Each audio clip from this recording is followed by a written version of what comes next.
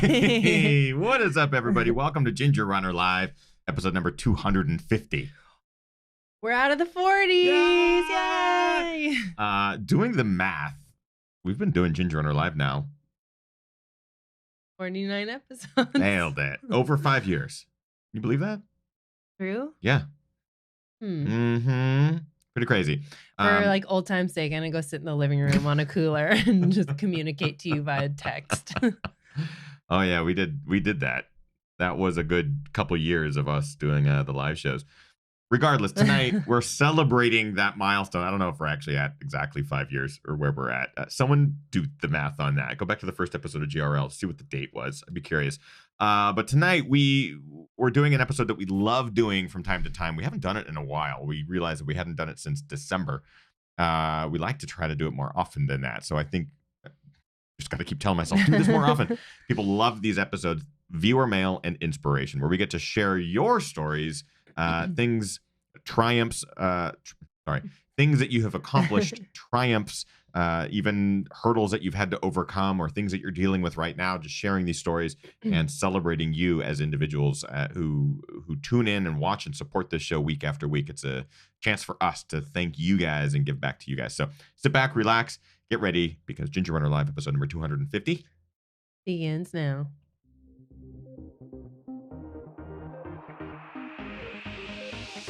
Ginger Runner.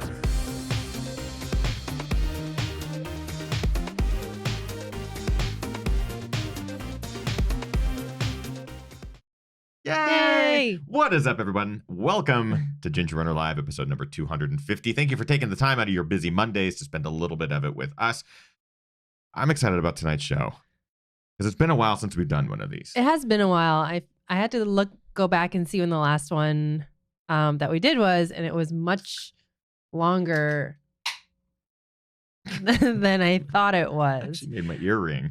I always feel like I'm surprised how much time passes between the times that we do these shows, because we do, in fact, really love doing these shows. Yeah, the viewer mail and inspiration episodes are some of our favorites, only because we get a chance to celebrate you guys, our viewers and supporters who tune in and watch this show week after week, month after month, year after year. All of you are on your own journeys, your own paths, and a lot of the times we don't get to hear a lot of these stories that you are living in real time. So doing these episodes is really great for us because we get to celebrate you and also get to get a little bit of an insight into some of you and your lives and your triumphs, your tribulations, things that you're up against in real time. And I think it also helps our live viewers to realize that everyone here is human. Everyone is, as much as we're on the internet viewing this show live or we're in a chat room talking to other chat room names, we are real humans living real lives, and to share these stories is kind of a great way for us to show those lives and show what other people are dealing with, because it could be similar to what you're dealing with. And if it helps, it helps. Yes. For sure. So we have a number of people who have already emailed in over the last couple of months, and we've got tons of stories to choose from. I've pulled about 5 for today's show. If you would still like to submit your story for today's episode, you can. We might be able to get through a couple live ones today. All you got to do is email thegingerrunner@gmail.com and make the subject viewer mail, and that'll get filtered right into the email inbox that I have here ready to go, pulled aside with stories and stuff like that ready to go. And also, if there's any kind of short stories, you can always pop them into the chat room, or if you have questions or comments regarding anything going on tonight, pop them in the chat room. We will be obviously pulling what we can out of the chat room as well. And FYI, Kim has been sick all week. Yeah, I've been really sick for the last almost 6 days now, so just bear with me. Right before the show started, Kim demonstrated her whistling nose. So if there's whistling, I'll take the blame. The reality is it's this one's nose. It's from Orcas camp. Let's be honest. When you get a group of people together, I got the camp cold. Inevitably, one person is sick or has kids that were sick, and shares that sickness. So there's been reports of a couple people from camp having a cold. Kim is unfortunately one of those. Yes. Poor people. So bear with us as I build a barrier right here live between us. Put like plastic wrap down in between. You don't see it? You don't see the layer? Also, yeah, and of course, if you have questions during the show, this is a great episode where we get to just answer questions as those pop up as well. So drop this into the chat room. Let's start viewer mail. Oh, yeah, of course. Duh. Yes. I'm just going to I'm so you. used to going through the motions with our guests before I introduce them.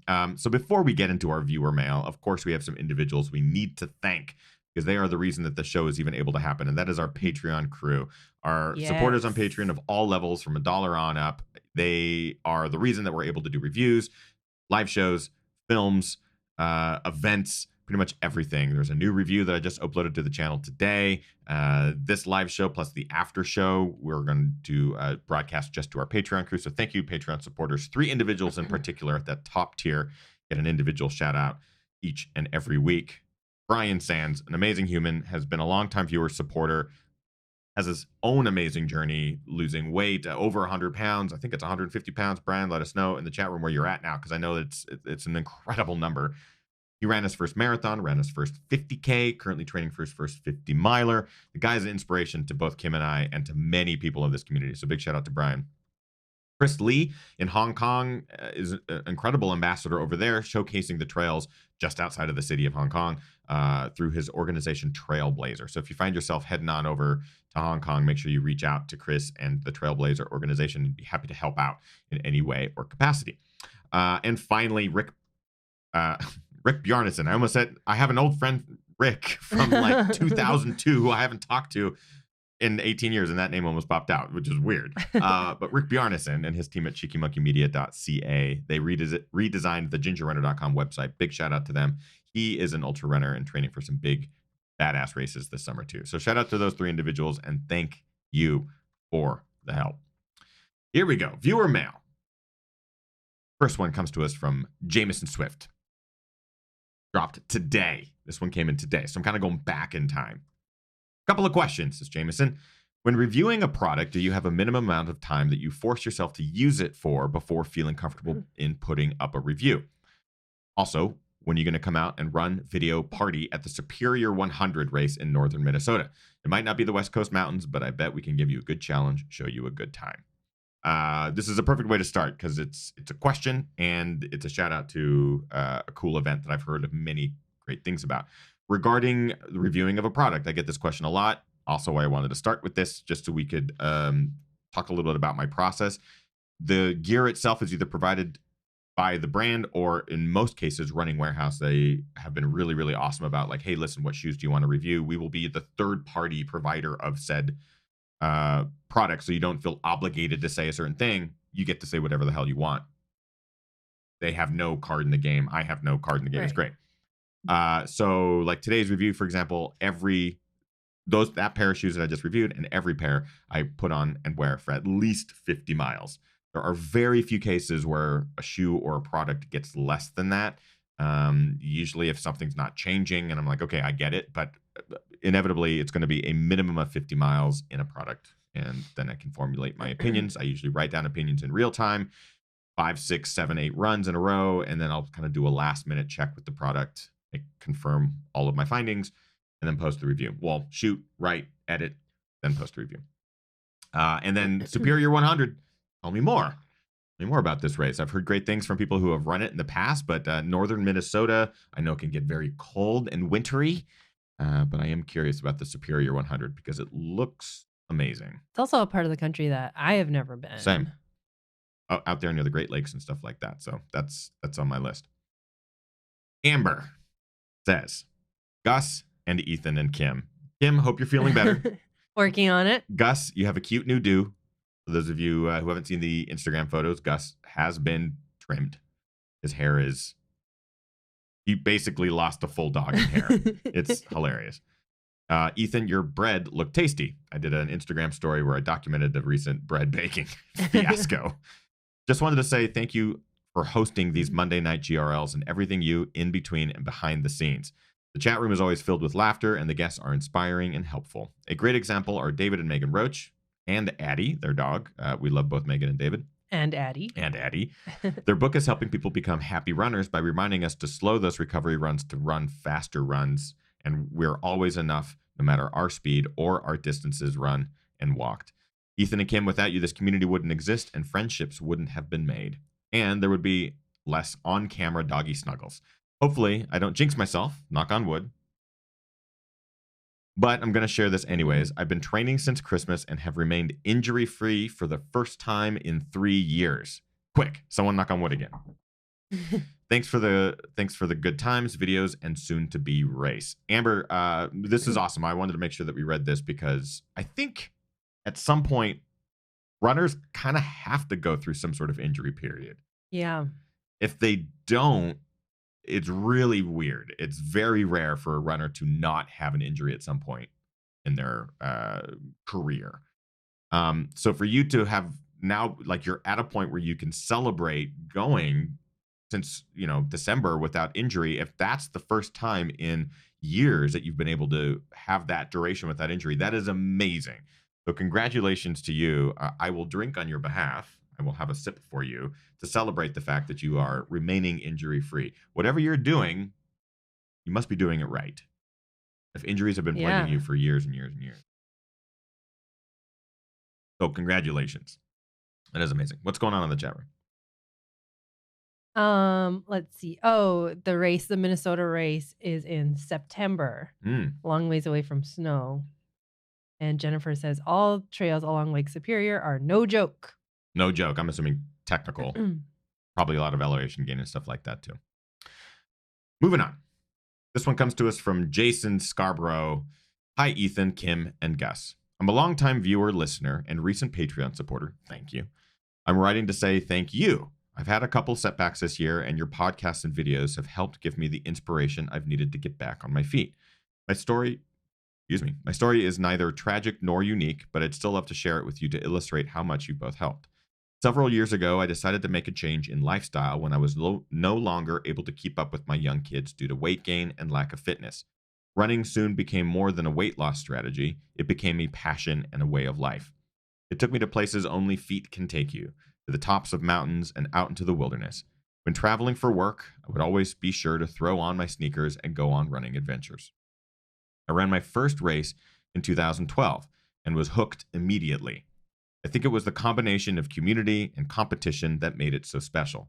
I ran my first marathon in 2015, and it wasn't long afterwards that I set the ambitious goal of qualifying for the Boston Marathon. In the fall of 2017, following 2 years of intense training and sacrifice, I ran a Boston qualifying time almost 5 minutes under the requirement. I was ecstatic. I felt unstoppable, or so I thought. Flash forward to March 2018 when a fluke skiing accident changed everything. Ski goes one way, knee goes the other, and pop. The diagnosis was a complete tear of the ACL and significant damage to the meniscus. I was gutted, and I was scared. Running had become such a big part of my identity, and now I wasn't sure whether I would be able to run again. I had knee surgery in late April, and after several weeks of dedicated physio, I ran for the first time post-injury on July 8th. It was the most awkward run of my life, but I was the happiest runner you've ever seen. Runs grew longer and faster as the summer became the fall, and in late September, I ran a local 10K. The race went very smoothly, and I felt I was well on the road to recovery. Maybe running in Boston in April, despite the doubts of my surgeon, was within reach. Then the rumors start to fly about Boston. There's a record number of applicants this year. The qualifying time to get in might be the fastest ever. Then I get an email from the Boston Athletic Association saying that only a small percentage of people in my qualifying group are able to get in. But surely my time would be fast enough, right? It turns out it wasn't. I was 25 seconds too slow, less than 1 second per mile. I felt injured again, but this time it was psychological. It just didn't seem fair. Didn't they know how much this meant to me? But you know what? After a few tears and beers and 24 hours of feeling sorry for myself, I went back at it. And that's why I'm writing. The two of you have helped inspire me every step of the way, as well as your guests and inspirational listeners. Whether it's been podcasts for those long runs or videos when I needed the extra motivation, you've all been there. I want you and the community you've brought together to know how much of a difference you've made. For what you've done for me and others, I say thank you. I don't know if I will ever reach my goal of qualifying for Boston, but I'm sure to give it everything I have. And as David and Megan Roach say, I'm going to enjoy the process. I'm going to smile more and help others achieve their goals. I'm going to run because it makes me feel happy and awesome. You don't need a qualifying time to do that. Jason Scarborough. Jason, first, I love the way this was written. Like, this email just read to me like just a wonderful story that I feel like so many people go through at some point in some capacity, whether it's with Boston or a goal race or an A race or, anything like that.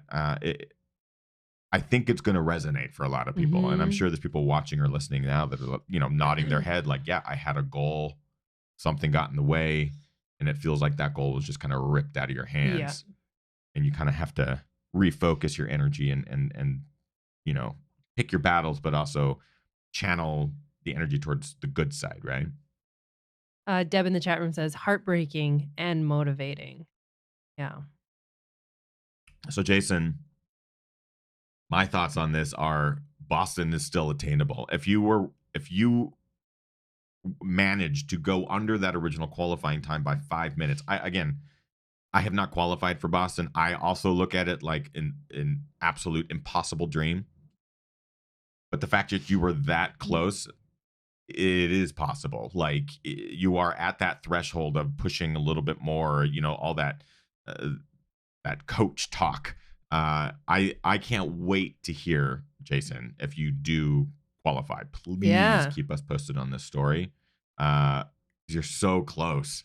And we've had guests on the show, and we've guys like Sage Kennedy, right, who was trying to get an Olympic qualifying time. Yes. And that time is now adjusted. Again. Yeah, the OTQ, that time is adjusted.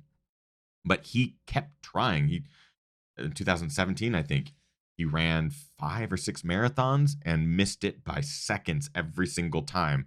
A couple of them were a couple minutes, but it was one of those like, oh, dude, yeah, you're going to get it. Keep trying. So I encourage you to keep trying. There's absolutely like nothing to lose. Nothing to lose. And just keep it posted. I'd love to follow up with that story. Boston. That's like a race that I can't even dream about yet. We've talked about that a ton, right? Like, Boston is one of those races where, the only reason you want to run it is because it is the marathon, right? Like, there's so many things about the course you hear about that are just energy inducing, and it's such a special race. But we just haven't run many road races as of late. So, we don't have that drive to qualify for Boston right now. And also, you look at the times, you're like, well, I can't qualify for that. That's going to take a year of dedicated work. But then we're also getting older, and the qualifying times adjust as we get older. And I'm like, I'll get there when I get in my 80s. Right. 65, I'm going to give it a shot. I'm going to walk it in. Francois in the chat room says, I BQ'd too, but couldn't get an entry either. Oh, that makes me really sad when that happens, because I feel like that's happening more and more and more and more. It is happening more. I didn't realize. I mean, I guess every time they adjust that time, you're pushing people who were in that intermediary time. You're pushing them out of qualifying, right? So that's obviously hard for the race organization to do, but I guess it's necessary if they're trying to reduce the number of applicants. It's difficult. Yeah. But good thing I don't have to worry about that, because I'm not fast. I am not fast enough. Just a quick one from the chat room here from the Gumby Chronicles. Gumby Chronicle says, the short version as to why I love running: at the beginning of 8th grade, my doctor diagnosed me with scoliosis. I had to wear a steel and leather brace from my hips 24 hours a day. In the spring, the doctor finally said that I could take off the brace for 1 hour a day. I used it to run as fast and as far as I could go. I've been a runner now for 50 years, and through that time, both good and bad, the running family has been a blessing. Yours and Ethan's videos and livecasts prove this every day. Thanks for sharing your story, Gumby Chronicles. Yeah. That must have been tough as an 8th grader. Going through that at such a young age. I think that I'm going to prepare to drink, because it's going to dovetail nicely with our next viewer mail. Pardon the drink. But that will go together with this next email, because as I read this one, it's kind of one of those, they've been dealing with something for a long time, and they've been able to deal with it and push and get stuff done. This one comes to us from Miranda.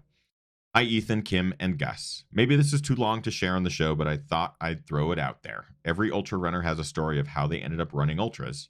This one's mine. I never would have thought I would run an ultra. For most of my childhood, walking was a struggle. Stairs were taken slowly, one at a time, death grip on the railing, wincing in pain. The only running I did was when I was late for the school bus. It was a hop, hop, jump, with whichever leg felt better taking the brunt of the hopping. In my child imagination, it looked similar to how Terry Fox ran. When I was 10, my left ankle was locked. The swelling in it was so bad that I literally couldn't move it at all, and my doctor didn't know if I would regain any mobility. It eventually did regain movement, but it's never been normal since. That is the ankle I always sprain, and that is the foot I broke in 2017 when I dared to wear half-inch heels. When I was 12, I had an eating problem, but not the kind you might think a skinny 12-year-old girl might have. I couldn't open my mouth wide enough to eat most foods, and eating was extremely painful. Doing steak was impossible. Hot dogs were off the menu. An apple? Yeah, right. When I was in my early 20s, my boyfriend at the time would wake up early to feed me medicine so I could drag myself out of bed an hour later.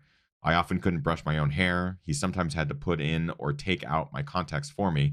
I had a new eating problem. Reaching my face, even with the fork, was difficult and excruciating. Some days were okay. More often than not, my boyfriend would carry me when we were together. When we weren't together and I had to walk places, strangers would pull over and offer me rides because of the way I walked. Bus drivers knew me and would break the rules and pull over early to pick me up. It was so kind of these strangers, but I had a strong sense of pride and independence, and I found it humiliating. At this point, you might be wondering, why? I was diagnosed with juvenile rheumatoid arthritis when I was 18 months old. It mainly affected my knees, my ankles, my elbows, and my jaw. It's really hard to relate to normal humans what that means. Imagine the swelling of the worst ankle sprain you've ever seen, but put it in several joints at once. But then add the feeling like your joints are being squeezed in a vice and you can't move them. Then, because you have an autoimmune disease, add in some nausea, extreme fatigue, depression, and side effects from all of the medicines that that are trying to help you. When I was 23, I was in a really rough shape and had to quit my job, so I basically just sat at home and felt sad. I remember a specific day where I spilled an entire cup of coffee on the carpet and I just sat there and looked at it. The possibility of getting up to clean it was unimaginable. Shortly after that day, I started taking a recently invented medicine that changed everything. Within a month, I was at fitness classes. A few months later, during a dinner with my mom, I mentioned the idea of trying to run a 10K to support the Arthritis Society. She one-upped me and mentioned that the Arthritis Society had a program called Joints in Motion, where you fundraise with a group and train to run a marathon. Somehow it seemed like a good idea to just sign up, even though the longest run I had ever done was probably 20 minutes. Despite this, 8 months later, in January of 2006, I finished the Disney World Marathon. The feelings I had after that were intense. I could do anything. Since then, I have run 5 other road marathons as well as many shorter distance races. I did several Olympic distance triathlons and 1 half Ironman, and then switched to trail running when cycling and road running got too painful. My first ultra was the Squamish 50K in 2016, and after that, I was hooked. I've done several trail marathons and 50K events since, and I'm hoping to do a lot longer. In 2017, I signed up to run the Squamish 50 miler, but in the spring, I broke my foot in a horrific dancing in heels accident. While I was injured, I watched every Ginger Runner race video multiple times and started tuning into GRLive. I was doing 9 spin classes a week in the hope that I could still run 50 miles. Spoiler alert, I couldn't. Spin classes kept me from going crazy, but they couldn't bring me out into the forest. Magically, Ginger Runner videos could. Having joint damage and digestive issues from years of rheumatoid arthritis definitely affects my running. Because of all the medicines I've had to take my whole life, my digestive system is pretty messed up. I'm on a severely restricted diet. As hard as I try, I'm not sure I'm able to get the nutrients I need, and I'm never going to be that speedy. But I'm also really lucky to be able to run at all. My miracle medicines don't work for everyone. They also don't necessarily work forever. I live with the possibility that my medicine might just stop working and I could go back to where I was. So I do this while I can. But if I had never had rheumatoid arthritis and had floated through life without my pain, I'm not sure I would be running ultras. Without years of not being able to move, would I have the motivation? I doubt it. And in a weird way, spending your life with RA is a sick way of ultra training. I've been practicing my whole life to be in pain and keep smiling. In 2018, I DNF'd the Squamish 50-50. It was a huge stretch goal for me, mostly because of my pace. I missed a time cutoff at 62 kilometers on the 50 miler, which is damn close. I think that's actually the last aid station, or close to the last, like second to last. I thought that was it for me and was daydreaming of sleeping in the next day until a friend asked if I was going to run the 50K anyways. I didn't realize that that was even allowed. So I got up the next day and ran 23K before timed out again. This was my first big DNF, and it felt good. I trained my ass off and put in the best effort that I could, and I failed. So, of course, I signed up again for 2019. Fingers crossed for a hat. Thanks for reading and for all that you do, Kim, Ethan, and Gus. That's so awesome. This is like super awesome, Miranda. The Squamish 50/50 is bonkers. It is a bonkers event, really difficult. I love that she's like, screw it. I'm going the hardest route possible. Squamish 50/50.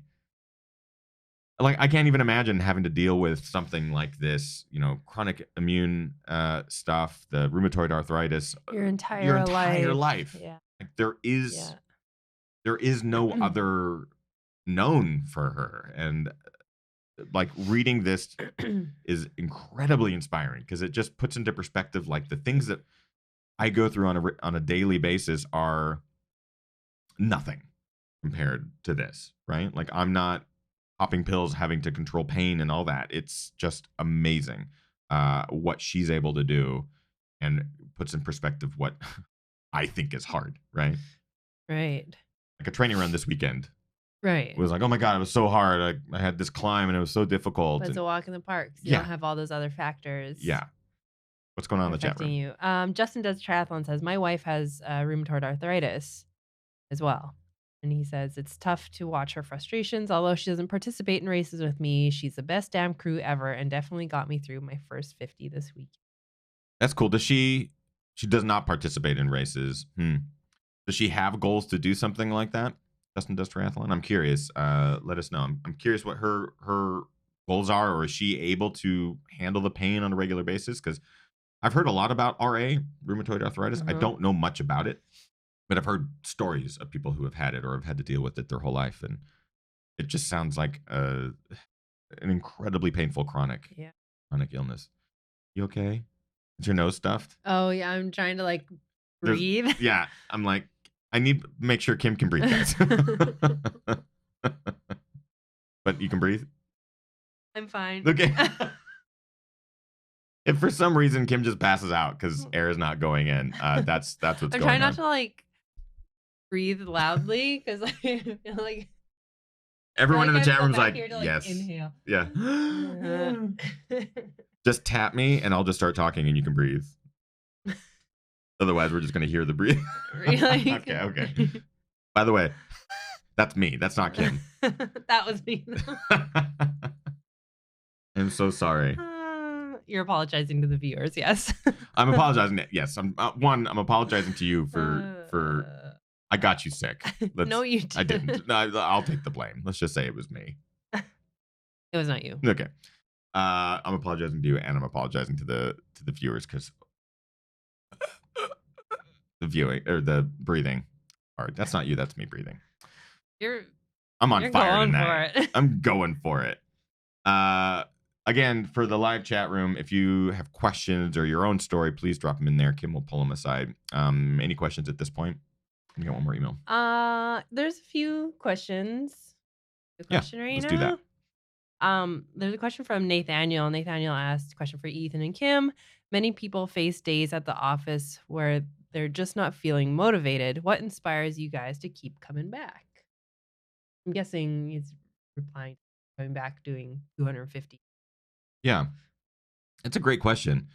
There is no lying that we have the best job in the world. Like, to be able to do this full time is incredible. The work doesn't feel like work.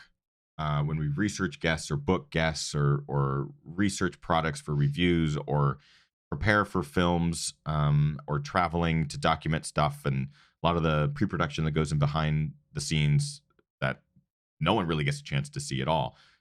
It's all fun. Like, it's all worth it. The days and weeks that are really stressful still are, like, you can see the light at the end of the tunnel. You know what you're doing is really fun, and I honestly I wouldn't trade it for anything, because I've done the 9 to 5. Yeah, and I mean, I'm thinking about like to my previous job before this. I worked in healthcare for like 15 years, and those stressful times you're dealing with some like incredibly serious life Yeah. threatening type things. So for me, this is like even when we have stress stuff here, it's never that bad. I think having the perspective of, I don't want to call it past life, but like past experiences in varying workforces. We've been all over various workforces, from office jobs to the medical field to all sorts of things. Having that perspective on the past has really allowed us to embrace all of the difficulties of living like an independent life where you are your own company, your own boss. Excuse me. It's it's allowed us to go, wait, so this time that we're in right now, we're very stressed out. We got to figure out all these different things and all these moving parts. Right now is a perfect example because we're dealing with Tiger Claw preparation, which is our race. And this is all stuff that many race directors are like, have dealt with for years. It's just a part of their job. For us, it's the first time we're experiencing it in real time, over the last like 3 months. And all the stress of every day, the different things, waiting for emails and phone calls, people not answering us back. And as fast as we want to move, all these other people aren't moving that fast, and all these sorts of difficulties that are a part of this. It all pales in comparison to, that past life and having to deal with just the regular stresses of everyday jobs and stuff like that. So I respect anyone who works their ass off, like anyone that Mhm. is in that 9 to 5 position. And in most cases, it's never 9 to 5. It's most likely 8 to 6 or Plus driving on seven to either seven. end of that. Yeah, you got to include your drive times Yeah. and stuff like that. So I know what that is. I know what that life is, and I respect any single person who does that, especially if they're providing for a family, loved ones. Just the amount of work that is, I know. So I think to help us balance, we also get that benefit of sectioning out time of our weeks to enjoy the outdoors. For us, that really does tend to fall on the weekends, like our weekday runs when we have our training and stuff, Monday through Friday. We try to keep that close to home. It's very easy to just go out and get your hour, come back and get back to work. On the weekends, we try to block out times where we can go enjoy real nature, so real Right. mountains and real trails and places that we knew are going to make us happy, and we use them as that stress relief. I think that's vital. Mhm. And man, it's just, I feel like it's taken me years to figure that out. But ever since we started doing it with Ginger Runner, it's like this is the new normal. I need to be able to work really hard for, in our case, like 6 7 days a week. But I also need to allocate the time to celebrate that work and to kind of forget it for a bit, and get out and just enjoy the earth for a little while.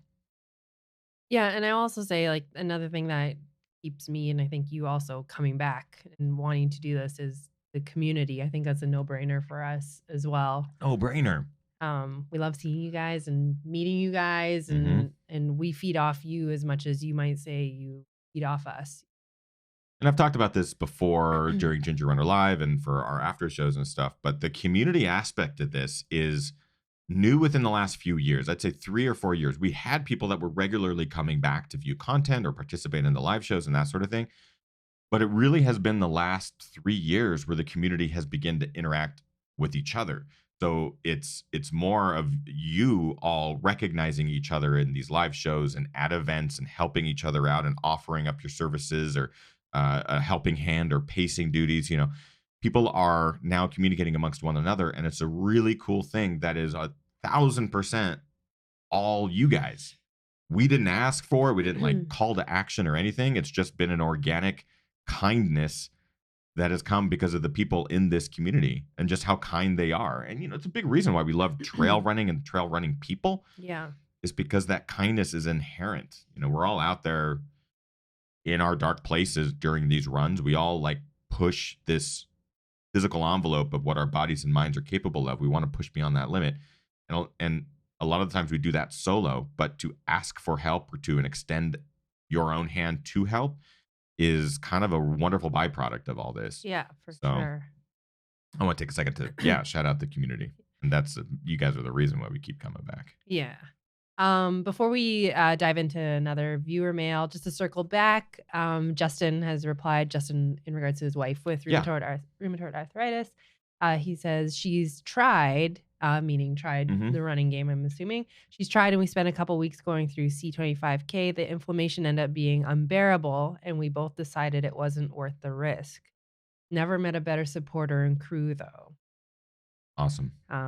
He said it's a great way that we can they'll both participate and enjoy. Couldn't do it without her. Yeah. Appreciate that feedback. Finding out a little bit more of the background on that. And Nathaniel further asks, based off of that first question, what do you think led to the increased community interaction? And I honestly don't know. I feel like this live show is probably one of the main reasons. So one thing that's different with Ginger Runner compared to other just general YouTube channels is a lot of YouTube channels just put out content. It's just like regular content, whether it's a vlog or a review or a film or whatever. We do weekly live shows. So we have a scheduled time that we try to stick to every single week, Monday at 6. And it's kind of a come hang out with us.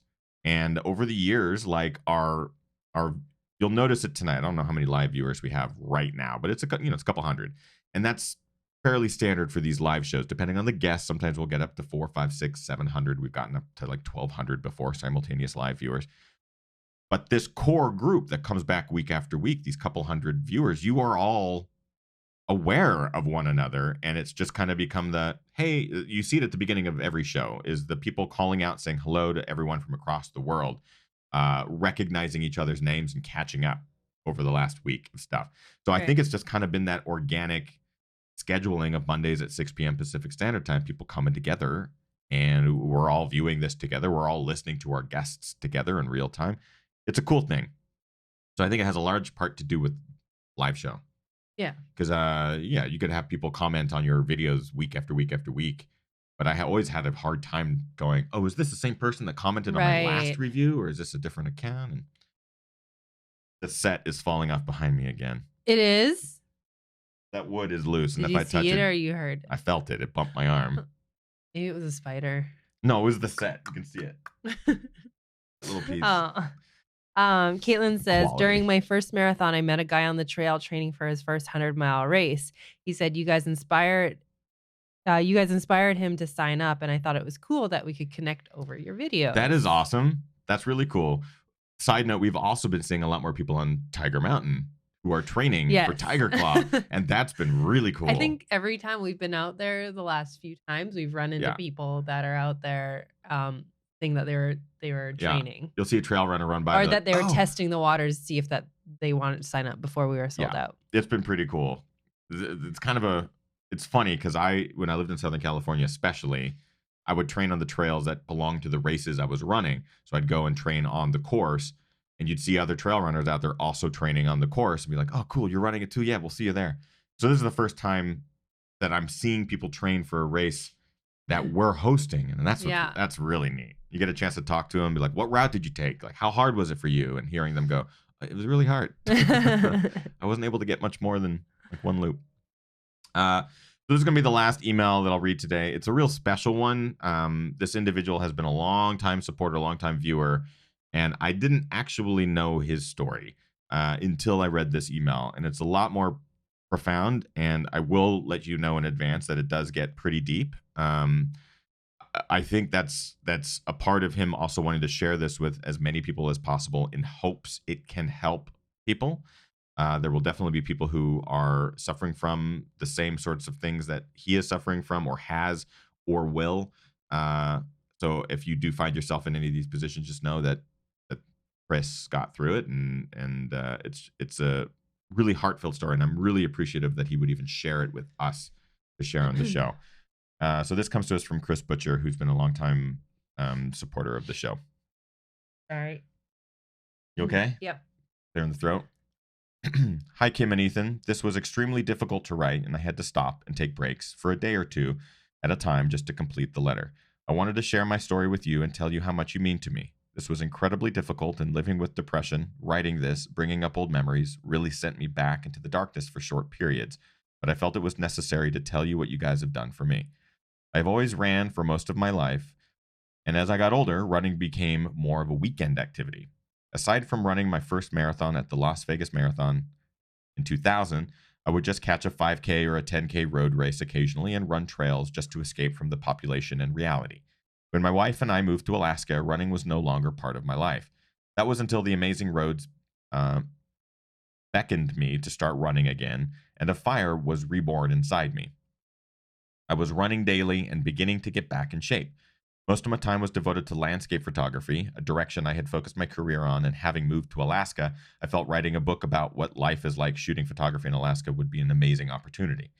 In 2005, not quite a year after arriving here, the last thing I ever imagined happening took place. My wife wanted a divorce, my life was devastated, and nothing made sense to me anymore. I had no support, having been spending all my time in the field shooting photography, and only just recently returned to the workforce to support my photography. I had no friends or family to turn to for support. I was utterly alone, heartbroken, and lost. All I had now was running, the last string of my reality that hadn't been taken away from me. So I ran, and for a while it helped, until one day when I headed out for a run. It was a warm summer day and raining. I needed to run. I felt terrible emotionally, and I had no idea what my future held.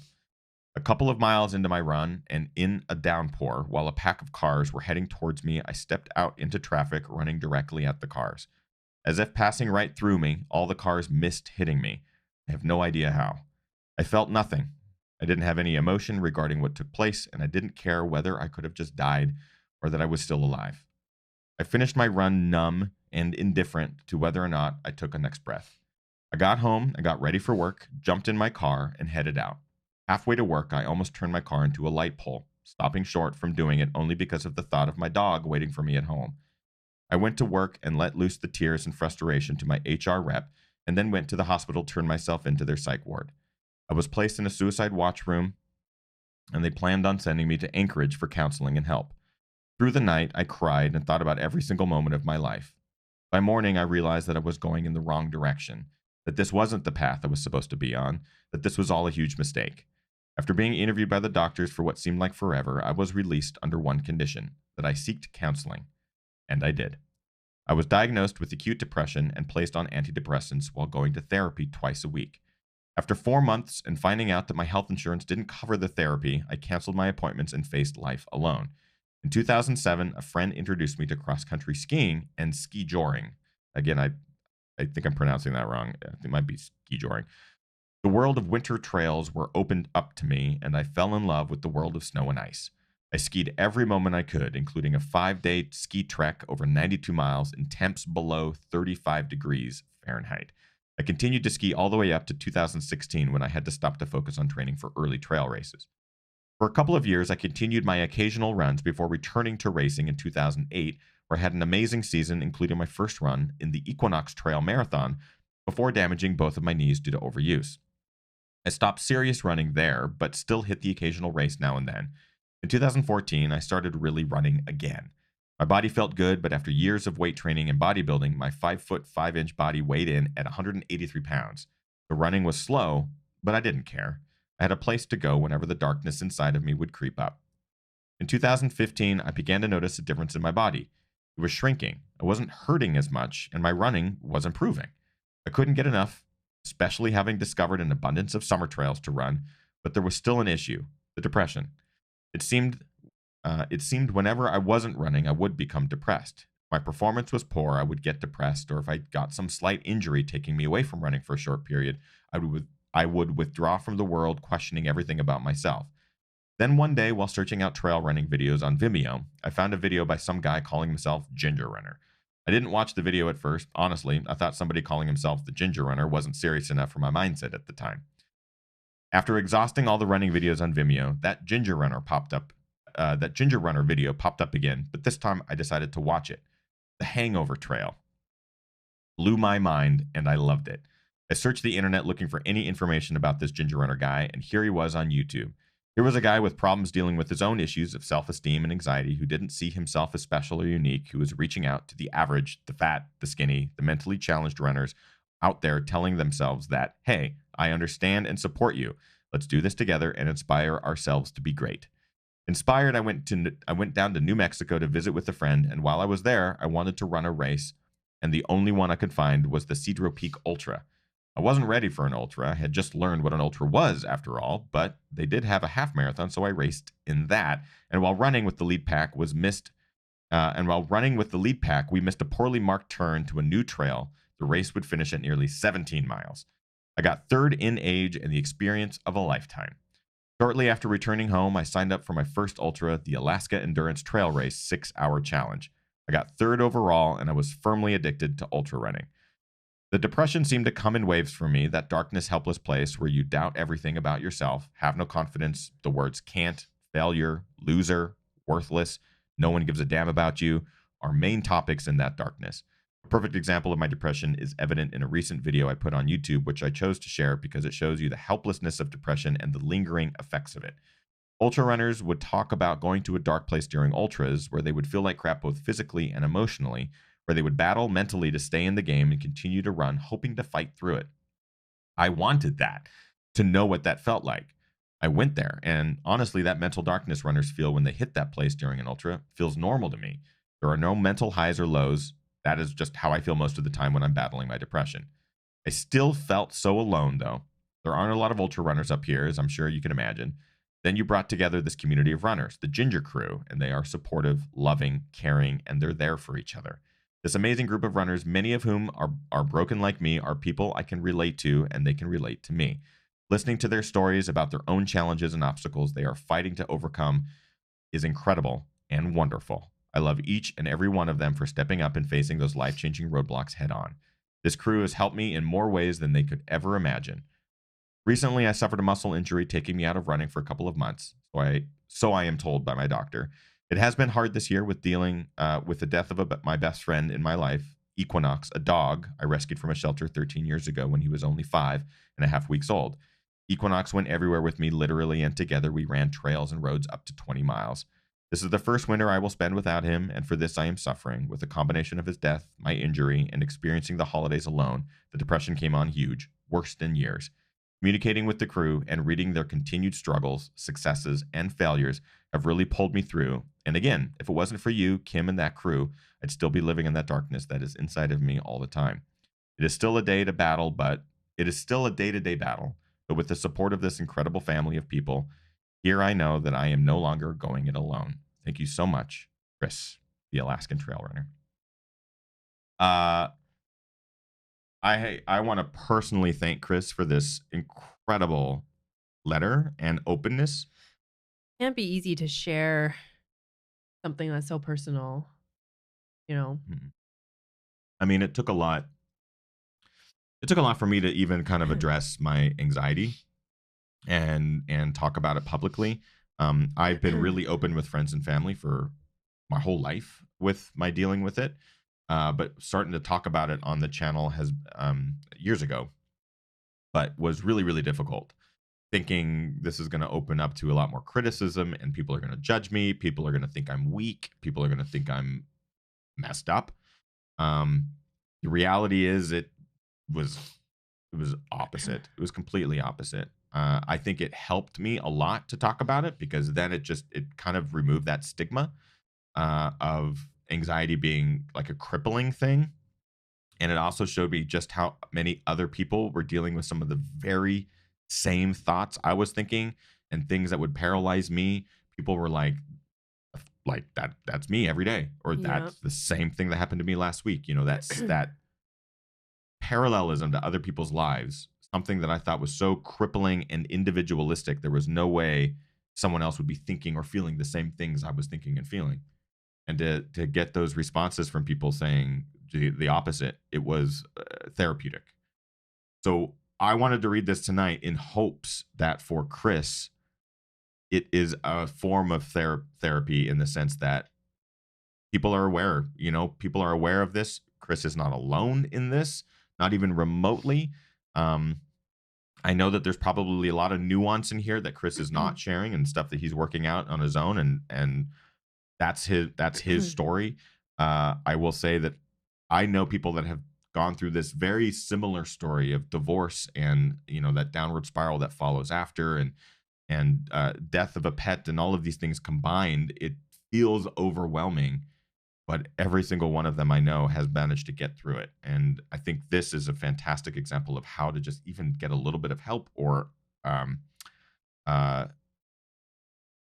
awareness, I guess. Hmm. So, Chris, man, you are a member of this community. We've loved having you here. So we can't wait to get an update and see how things are going for 2019. I hope the injury is taking care of itself. I know taking time away from that sucks because you're not able to run, but I think it's important for the injury. So please keep us posted on that. I know that Chris also posts a lot in the Patreon crew on the Yes. Facebook Yep. page and everything like that. And many members of our audience and viewers are friends with him and know him very well, very, very well. Darling Runner PT in the chat room says, Chris, thank you so much for sharing. You are not alone. I can relate so much. Your sharing really helps. They also said, Ethan, you have also helped me so much battle the anxiety of just getting out there and running. I didn't even recognize what it was until you shared. Thank you so much. Yeah, it's been I mean, it's still hard to talk about. I have to pat like every time I talk about it publicly, I have to like remind myself to celebrate those moments because it's hard to do. People who suffer from anxiety, people who suffer from depression, it's really difficult to, especially that first time, it's really difficult to publicly talk about it. In this case, this is a very public forum. Anyone can watch this live stream in real time or in the archive. So for someone to even just talk about it to friends or family, it's really difficult because you don't want your friends, you don't want your family to think you're broken or to think you're sick. And that's the stigma that I hope to remove because that's how I thought I was Right. my whole life. And we're not. I think we all deal with some level. I don't want to even call it mental illness because it's not an illness. It's a struggle, right? So I think all of us deal with some level of it to some degree. I love that a lot more people are being open and talking about it. You know, we've had Katra Corbett on the show. She's very open about her struggles with it. We've had other guests and other athletes who are very open with their struggle with it. Rob Krar has been really open with his battle with depression. I think it's so important to just talk about it. If you're not willing to, if you're not ready to talk to a community like this about it, you don't have to. You know, maybe there's Maybe just a friend or a friend family or or therapy counselor. Yeah.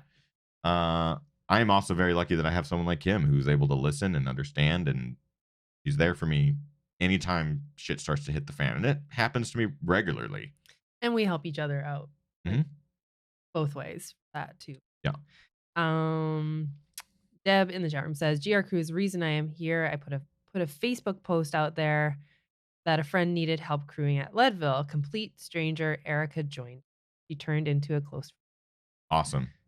So And I love that too. This community is kind of going back to Nathaniel's question earlier. This is another reason why we keep coming back. Is that it's as much as it's a community, it's also just this incredible bond, friendship, family, crew of people who are just there to help.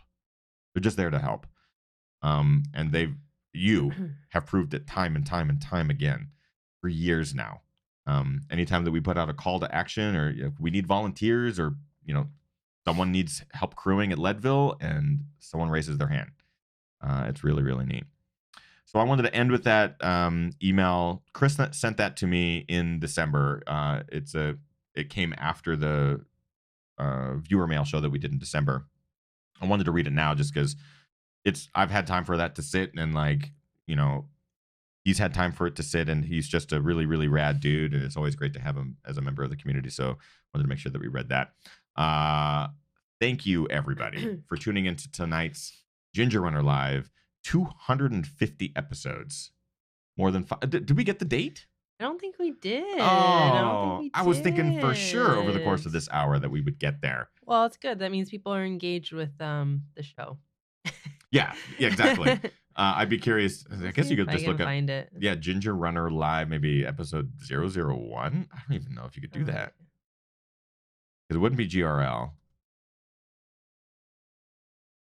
Oof. Yeah.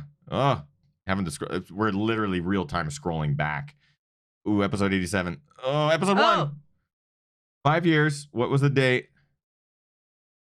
Stand by. February 10th, 2014. We missed our 5-year anniversary. Oh, that's sad. We missed it by a month.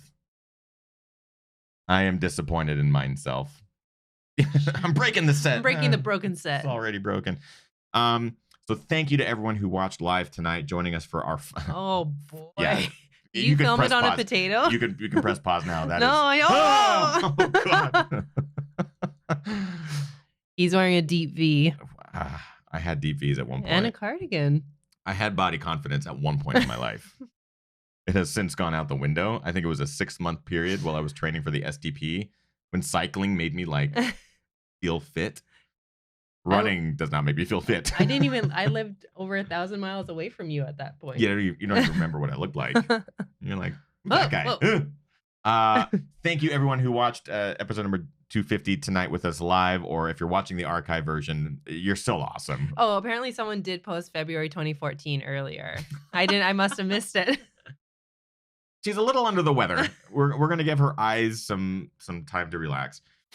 If you are a Patreon crew supporter, we will see you in just a couple of seconds. We are going to do an after show. It won't be a long after show just because got to get Kim to bed. It's bedtime. That's not true. We will do a real fun after show here. But if you would like to join us for the after show and you were not already a Patreon supporter, consider it. Wait a sec. Oh, we have one more thing to do. Yeah, we did. Too. Do you have it? Yeah, I have something that I chose. Wait for it there. Okay. Those are the closing graphics. I'm so used to doing it with our live guests. We do a new segment on the show now called GR Crew Member of the Week. This is where we like to recognize someone who did something above and beyond this week over the last 7 days and give them a nice little shout out to, again, thank our wonderful community. Who do we got, babe? So the GR Crew Member of the Week this week that I chose is Chuck Hall. Hey! And we did celebrate Lori, and Lori actually do want to throw you in with Chuck this week as well. Lori and Chuck both towed the line of the Belmonte Endurance Run 50 miler. 50 miler. And while they did post in the Patreon Facebook page that they did both get timed out. Apparently it's a fairly tight cutoff, and it sounds like conditions were icy and Less a little treacherous. Yeah. But I wanted to choose Chuck and Lori as the GR Crew Member of the Week because if you look at some of the pictures they posted, they had they made an awesome family weekend of it. They had all their kids there. It looked like they had a really good time despite, not finishing their race. It was really heartwarming. Shout out to Chuck Hall and Lori Hall. I love that. Just getting a chance to make the best out of a situation that maybe sucked at one point. Yeah. Congratulations to Chuck and Lori for making our GR Crew Member of the Week. We really appreciate your support. If you would like to join us for our after show tonight or any night, all you got to do is go to patreon.com/thegingerrunner for as little as $1 a month. It supports everything that we do. That's less than a cup of coffee a month, and it helps. And there's different levels with different perks and stuff like that. We would very much appreciate it if you have not already tuned in. But I think a lot of our viewers at this point are members. So we will see a majority of you in the after show here in just a couple of seconds. Thank you again for just continuing to support this community, supporting one another. You are all amazing humans. And these viewer episodes are very special to us. So we really, really love sharing stories. If you would like to share your story for the next viewer mail episode, you can just email thegingerrunner@gmail.com with subject viewer mail. And you can send those anytime. Send them anytime. Yeah. We'll hopefully do another viewer mail in at least a month, maybe 2 months or something like that, but we will read them. I promise. Thank you all so much. We'll see you in the after show. Get out there. Am I forgetting anything? Oh, I wasn't really listening, but I was doing other things. Did you talk about volunteering? No. Well, so I must have been listening a little bit then if I know I didn't hear it. We sold out Tiger Claw. So our first ever race is sold out, but we are in need of volunteers. We have a list of people who have already submitted to be volunteers. We're sending out an email this week to all of our volunteers who have put their name on the list. So if you've already done that, fantastic. You'll get an email this week that will ask, what are your skill sets and have you volunteered before and stuff like that. If you have not submitted to our volunteer form and you would like to help us at Tiger Claw, you can. This, of course, goes to locals, people who are in the Seattle area, but we have people traveling in. That's amazing. That's like this community in a nutshell. People are traveling to come to this race to help those who are participating. So if that appeals to you, go to runtigerclaw.com and there's a volunteer tab. Just submit your name, your email, and we will get back to you this week. This is going to be the week that we start reaching out to volunteers. Yeah. Again, if you've already done that form, you don't need to do it again. We got you. So that is it. That is our call to arms, because Tiger Claw is coming up on May 4th, and we would love to have you be a part of it, even if it's not running, since it is sold out. Thank you, everyone. Get out there, train hard, race harder, and party the hardest. I know I am. We'll see you guys next week for more Ginger Runner Live, or we'll see you in the post show in a couple of seconds. Bye. Bye.